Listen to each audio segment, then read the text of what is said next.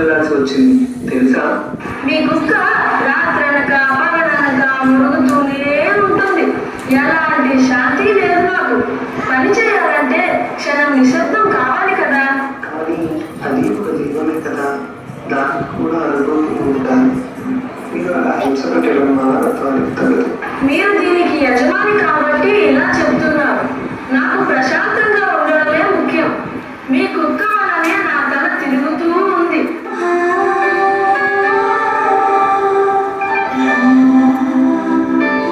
నానా జీవ, జంతువు గాని మనిషి గాని దురుసుగా ప్రవర్తించడం తప్పురా నాన్న. నువ్వు అందరితో ఇలా ఉంటే రేపు నీకు ఏదైనా ఇబ్బంది వచ్చినప్పుడు ఎవరు సహాయం చేస్తారు చెప్పు? అమ్మా, నీకు ఎప్పుడు లెక్చర్లు ఇవ్వడం అంటే చాలా ఇష్టం కదూ.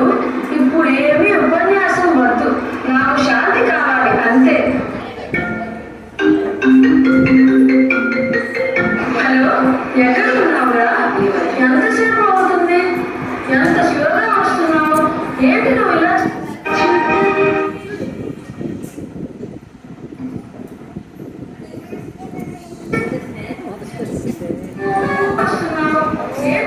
చేస్తున్నావు? సార్ క్షమించండి, ట్రాఫిక్ చాలా ఎక్కువగా ఉంది. అంతేకాక వర్షం కూడా బలంగా పడుతుంది. అందుకే కొంత ఆలస్యం అవుతుంది సార్. చాలు చాలు, నీ కారణాలు వింటే బోర్గా ఉంది. ఆపులే, నీ కబుర్లు ఆపి వెంటనే డెలివరీ చేయి.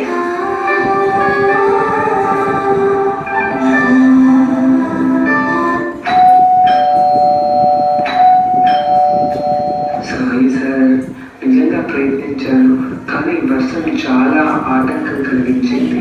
సారీ అంటావా? సారీ, నా సమయం చాలా విలువైనది. నీ కారణాలు వినడానికి నాకు టైం లేదు.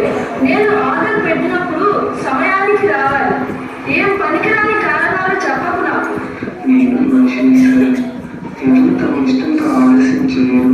అయినా నాకు అర్థం చేసుకోకపోవడం ఇష్టం లేకపోయినట్టు ఉంది. నేను వెళ్తాను సార్.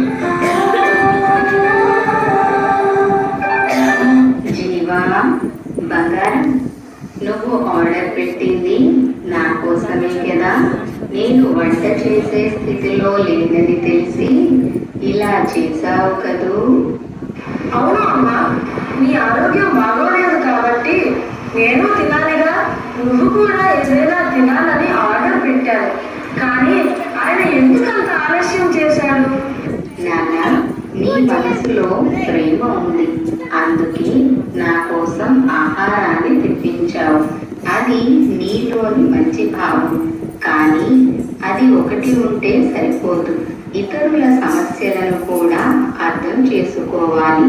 ఈ వర్షం మరియు ట్రాఫిక్ వల్ల ఇలా అయింది, అది తన తప్పు కాదు కదా.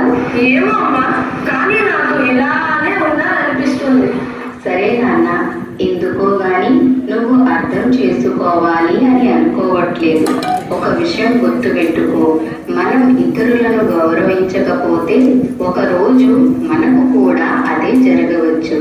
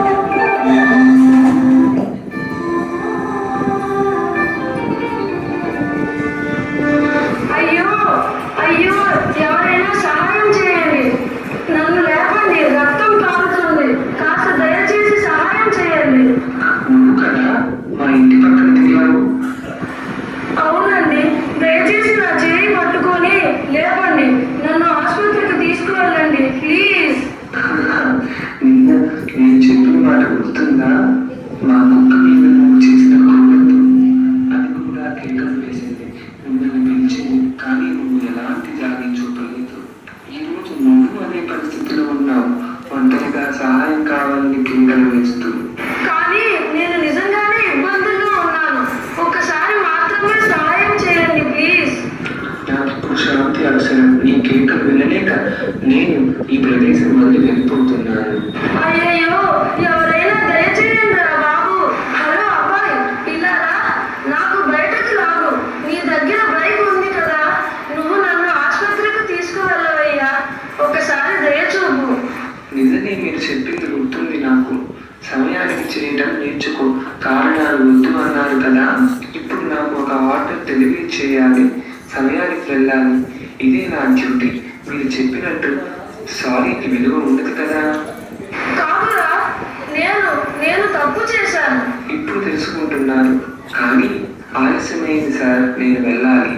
అయ్యో అయ్యో, ఎవరైనా సహాయం చేయండి, నన్ను లేపండి, రక్తం కారుతుంది, కాస్త దయచేసి సహాయం చేయండి. అబ్బా, ఇలాంటి వారిని నేను ఎప్పటి నుంచో వెతుకుతున్నా. ఇక్కడ గుంతలో పడిపోయారు అన్నమాట. కానీ నిజానికి మీకు ఇది గోల్డెన్ ఆఫర్. అయ్యో, గోల్డెన్ ఆఫర్ అంటారేంట్రా బాబు, నాకు ఎవరో దయచేసి లేపండి. సార్, లేపడం కంటే ముందు ఒక చిన్న పరిచయం ఇవ్వాలి నా గురించి. మీకు తెలుసా, మా కంపెనీ ఆఫర్ చేస్తుంది యాక్సిడెంట్ పాలసీ 5 లక్షల వరకు కవరేజ్. హాస్పిటల్ ఖర్చులు మావే. నెలకు కేవలం 499 రూపాయలు మాత్రమే కడితే చాలు. ఇక్కడ నేను చస్తున్నాను, నువ్వు ఆఫర్లు చెప్తున్నావా? ఆఫర్లు? సార్, మరి ఇది చూడండి, ఫ్యామిలీ ప్లాన్, కుటుంబానికి కూడా సేఫ్. ఇంత మంచి అవకాశం మరీ రావడం లేదు. ఇప్పుడే సైన్ చేయండి. అయ్యో దేవుడా, నన్ను ఎవరైనా పట్టుకొని లేపాలిరా, నాకు పాలసీలు వద్దురా నాయనా. సార్, మీరు అంగీకరించకపోతే నేను ఏమీ చేయలేను. ఇంకో కస్టమర్ దొరకాలి కదా నాకు. అయ్యో దేవుడా, నన్ను ఎవరైనా పట్టుకొని లేపాలిరా, నాకు పాలసీలు వద్దురా నాయనా. సార్, మీకోసం మేము ఒక సూపర్ కవరేజ్ చేస్తాం.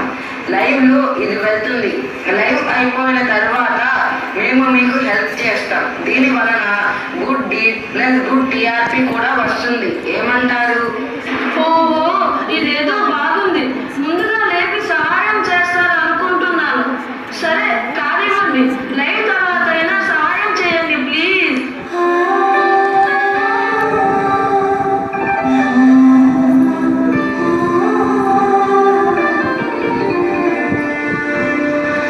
ప్రియదర్శకులారా, ప్రస్తుతం మా ముందు ఓ యాక్సిడెంట్ విపత్తుల్లో పడ్డ మనిషి ఉన్నాడు. అతని పేరు జీవ. చూద్దాం ఆయన అనుభవం ఏమిటో. జీవ గారు, ఈ ప్రమాదం జరిగినందుకు మీకు ఎలా అనిపిస్తుంది? రోడ్లపై ఉన్న ఈ గుంటలపై మీ అభిప్రాయం ఏమిటి? అయ్యో, ముందుగా ఎవరైనా నా గాయానికి కట్టు వేయండి. ఆ తరువాత రాజాని గుంతల గురించి, డ్రామాల గురించి మాట్లాడుదాం. లేదు సార్, లైవ్ లో యాక్షన్ రియాక్షన్ కావాలి. ప్రజలు ఆసక్తిగా వినాలి కదా. మీరు చెప్పండి, ఏదైనా చెప్పండి. ఏదో ఒకటి, గవర్నమెంట్ మీద కానీ సమాజం మీద కానీ మీకు ఏమైనా కోపం ఉందా? చెప్పండి, ఏదో ఒకటి చెప్పండి, ఏదైనా. సరే, సమస్యలు ఉన్నాయి, కానీ మీరు ముందు సహాయం చేస్తే బాగుంటుంది. అయ్యో చాలు, మీరు ఒక జంతువులాగా నన్ను కెమెరాలో మాత్రమే చూసి వదిలేస్తున్నారు. నిజంగా మీరందరూ రిపోర్టర్లు దారుణమైన వాళ్ళు. మానవత్వం అనేది మీ దగ్గర లేదు.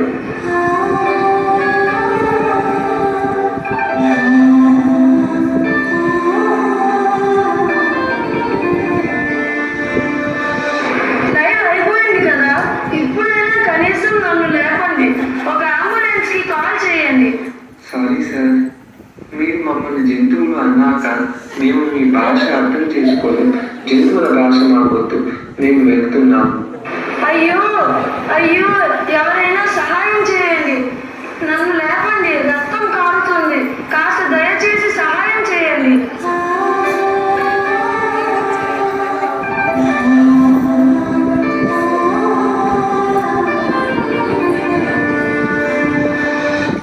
Hi friends, welcome back to our channel. ఈరోజు ఒక సూపర్ ఇంట్రెస్టింగ్ సీన్ దొరికింది తెలుసా? ఒక అంకుల్ గుంతలో పడిపోయారు. ఎస్ గాయ్స్, ఇది నిజంగా రియల్ లైఫ్ డ్రామా కదూ. ఇంత దగ్గరగా యాక్సిడెంట్ లైఫ్ ఎక్స్పీరియన్స్ బ్లాగ్ చేసే ఛాన్స్ ఎవ్వరికీ రాదు కదూ. అంకుల్, మీ ఎక్స్పీరియన్స్ ని మా ఆడియన్స్ తో షేర్ చేస్తారా? గుంతలో పడిపోవడం మీకు ఎలాంటి ఫీలింగ్ ఇచ్చిందో? అయ్యో చాలు, ఇక్కడ నేను చస్తున్నాను, రక్తం అంతా కారిపోతుంది. మీకు హాయ్ ఫ్రెండ్స్, హలో ఫ్రెండ్స్ అని ఏంటి గోల? కెమెరాలు ఆపండి, ప్రాంక్ వీడియోలు వద్దు, కాస్త దయ సహాయం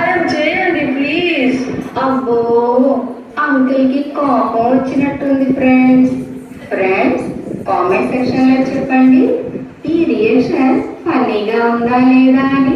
ఏంటంకల్, కొంచెం కూల్గా ఉండొచ్చుగా. మేము మీ యాంగ్రీ మూడ్ని రికార్డ్ చేసాం తెలుసా. ఇప్పుడు మా ఛానల్కి లైక్ల వర్షం కురుస్తుంది. ఇంకా దయచేసి వెళ్ళిపోండి.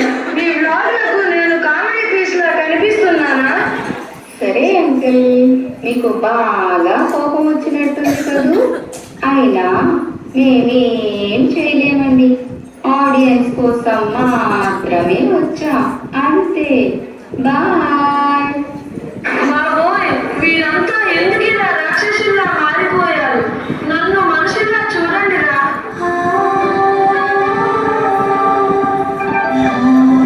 అయ్యో చూడండి, అమ్మాయి గుంతలో పడి గాయపడినట్టున్నారు.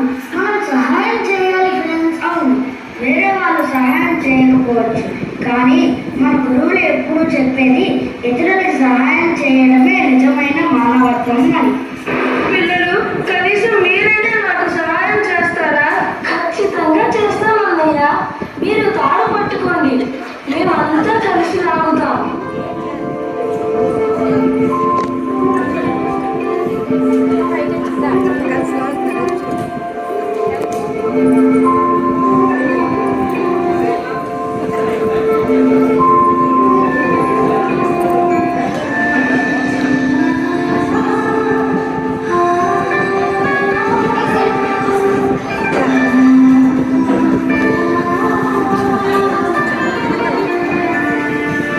నానా జీవా, ఏమైంది నీకు?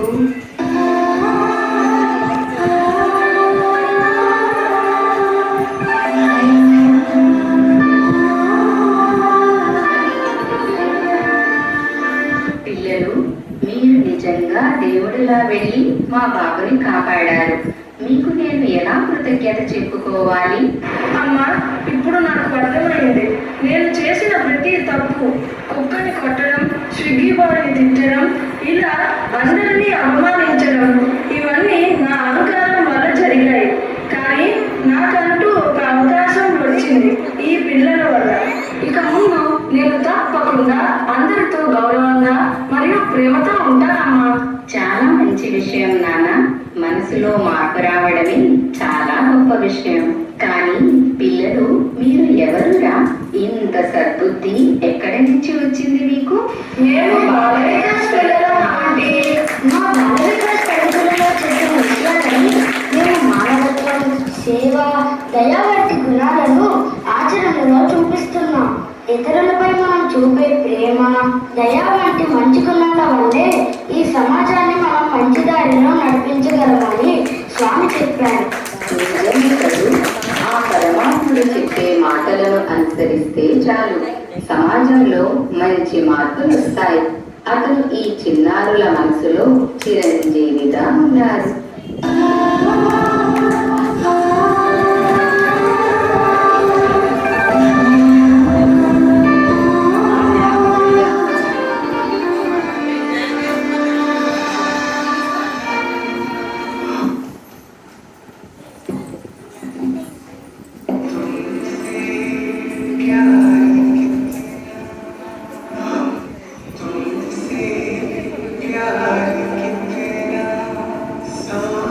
तुम